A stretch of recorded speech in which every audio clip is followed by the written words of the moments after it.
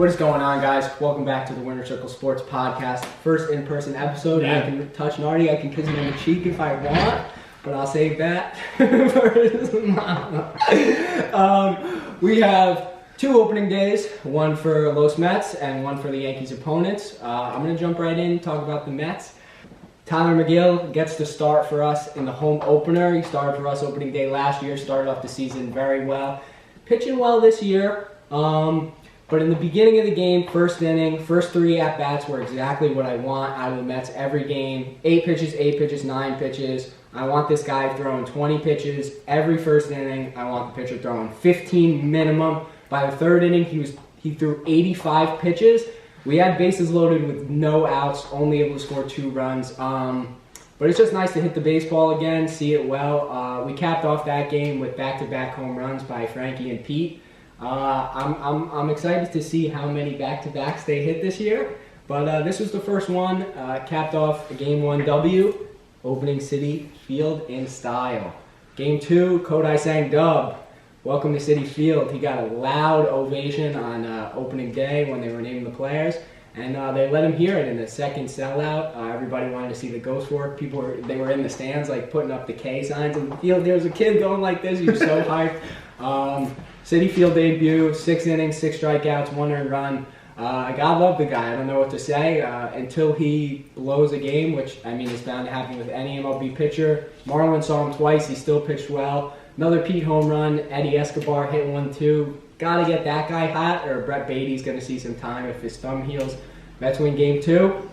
Game 3, we can't be that lucky, but like me and Nardi talked about last time, seeing the Marlins 2 times out of 3 series open up the year. We won't see the Marlins again until September 18th, which is basically the end of the year. Yeah, but that's actually long, man. I think everything will be decided by then. Holy crap. Cookie Carrasco on the mound, and the cookie is crumbling. 2 starts, 2 not-so-hot ones. His velo is just really down. He lost a pitch. He can't throw the splitter. 6 earned runs, 2 home runs off him.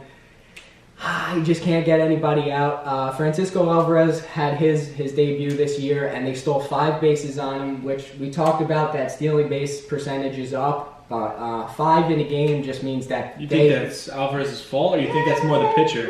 Buck said it was the pitcher, but I mean, I think it goes hand in. I think it's just more of like they felt like they could run on him the whole day. I kind of disagree. Like, okay, let me know. So there's a couple years ago, like the Royals team that made against the Mets. Sure. Right. All right. I'm just gonna use them as an example because they were really good at it. Great example. They were good at stealing base. They weren't like they didn't. It's not like they hit piss missiles all the time. They were really good at stealing bases, but they were good at timing the pitcher. Okay. Like, obviously the bases got bigger. Like Trevino, like I'm going to use Yankee as an example too. Trevino would have thrown all these, like not all, but the majority of the runners that are safe against him would have been out. They're all bang bang plays.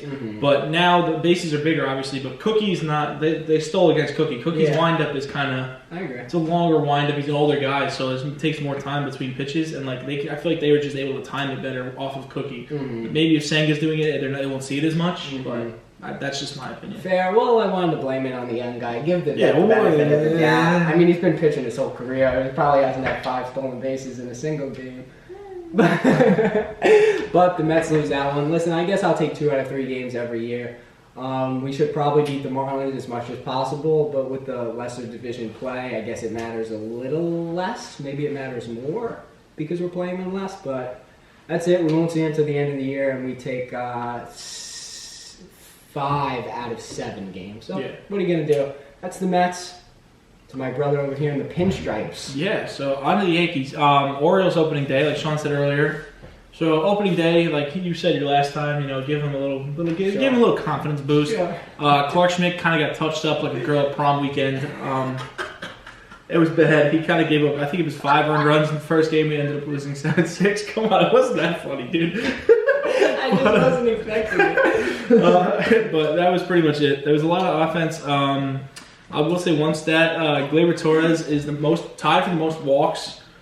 He has 9 walks through these first 9 games, which is, he didn't hit 9 walks last season until June 3rd.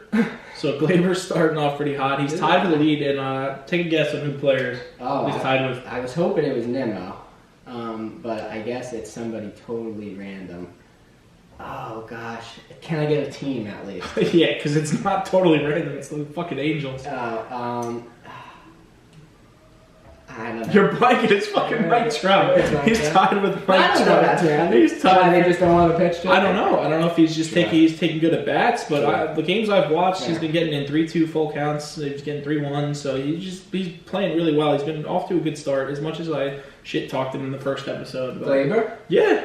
Glaber's been getting off to a good start, so you can't really hate the guy right now. He's playing good. Game 2, Johnny Brito makes his second start in the replacement, and hopefully he's the long term. Maybe not long term, but for a short term, he's 2-0 right now. Sure. They won this game 4-1. Volpe had robbed of a home run with that big right field wall in Camden Yards, so he ended up getting his first career extra base hit, which was a triple. DJ hit a double, bring him in. That's pretty much how we won that game. It was 4-1. If I could say one thing about that game, the first run was only because the ball got hit off his leg, went into center field, so that was not even a real run. Should have been 4-0. Yeah, shout out to that guy. Yeah, Brito's been playing. He calmed down after that. His strikeouts aren't really anything crazy, but he gets the job done. So you can't hate the kid. He's 2-0. That was good baseball. Game 3, Nestor Cortes pitched. Nestor had a good game. 5 innings. I think it was 5 innings, 6 strikeouts. He tried to do his stupid wiggle thing where he just kind of hovers there and threw the ball way off his bat, real bad. No balk. So what Michael K was trying to explain the I was gonna say podcast, but he's got a pod. Their setup is as long as you're in motion. Okay, so as long as you lift your foot up before that clock goes, you can do whatever the hell you want afterward, as long as you don't balk. Yeah, I don't know. It was just a weird occurrence. But Nestor did his thing. He played well. We put in, of course, unfortunately, Nestor had a runner on, and we put in Bobby Abreu, literally first pitch. Santander smokes one to right field, but that's whatever. Happens. But, we played good. Judge, again, 2 home runs. First one, dead center. Down, you waited that long? It was building up because it's not that it's not that important anymore. He's the fucking goat. Sure. So he got it on the back crushed one. Yeah, this is Judge when it's here. They crushed one dead center, and then late in the game, I think it was the 7th inning, he turned on one and put it into the left center gap, which they how they extended the wall in Camden Yards. Not familiar, but so they extended the wall and he hit where it kind of cuts in. But he turned on that one, another two home run game for him. So I think he's at 4 for the year now. 4 for the year? You say 4-2 run home run? No. That was his 38th or 28th career multi-homer game. Yeah, that's incredible. I think Pete's got 4 as well. I'd like to see that. Maybe he's got 3. I think Pete has more. I think Pete has 5. I'd like it if he did. Or 6 maybe. Giancarlo do anything? We already about this. Giancarlo Stanton's been good. He's been hitting a lot of singles. He has dude. I don't know. Stanton is just good at that stuff. As long as he's getting consistent at bats. Also, Judge is batting 370. Yeah. So it's he's insane. Did they sweep him? Did they win the first game? No, we lost opening day. It's allowed. It's allowed. Yeah, that's what I said. Clark Schmidt got touched. 2-1.